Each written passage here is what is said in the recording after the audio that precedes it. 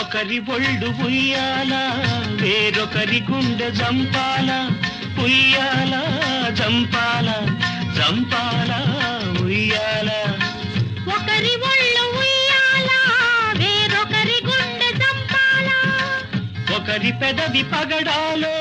వేరొకరి కనుల దివిటీలో ఒకరి పెదవి పగడాలో వేరొకరి కనుల దివిటీలో పలకరింతలో